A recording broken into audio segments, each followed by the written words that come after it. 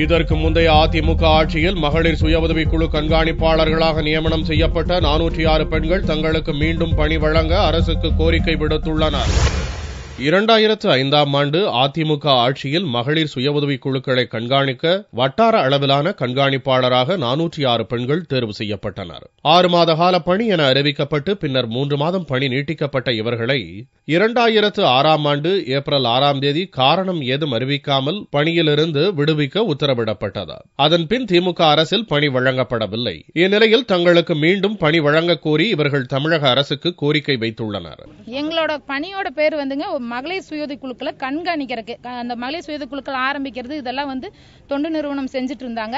அப்ப அந்த தொடர்ச்சி அவங்களோட ட்ரைனிங், குழு ஆரம்பிக்கிறது உண்மையா இருக்கிறாங்களா இல்லையா, இல்ல அவங்களோட ட்ரைனிங் எப்படி போகுது அப்படிங்கறதுக்காக கண்காணிக்கிறதுக்காக ஒரு வட்டாரத்துக்கு ஒருத்தர் அப்படிங்கிற மாதிரி பணி நியமனம் செஞ்சிருந்தாங்க. நாங்க அதெல்லாம் அவங்கள குழுக்களோட எண்ணிக்கை, அவங்க இது பண்றது எல்லாமே கரெக்டா ரிப்போர்ட் நாங்க எங்களோட மகளிர் திட்டத்துல கொடுத்திருந்தோம். அது 6 மாசம் போட்டு திரும்ப எக்ஸ்டெண்ட் பண்றப்ப எலெக்ஷன் காரணம் கட்டி தான் எங்களை நிறுத்தினாங்க. ஆனா திரும்ப எங்களுக்கு போஸ்டிங் போடல. ஆனா எங்க ஆபீஸ் பொறுத்த அளவுக்கு நாங்க போய் கேக்குறப்ப உங்களோட பணி சிறப்பா இருக்குது, எங்களுக்கு தேவை, ஆனா நாங்க ஒன்றும் செய்ய முடியாது, இந்த முடிவை கவர்மெண்ட் தான் எடுக்கணும் அப்படிங்கிற மாதிரி தான் அவங்க சொல்லியிருந்தாங்க.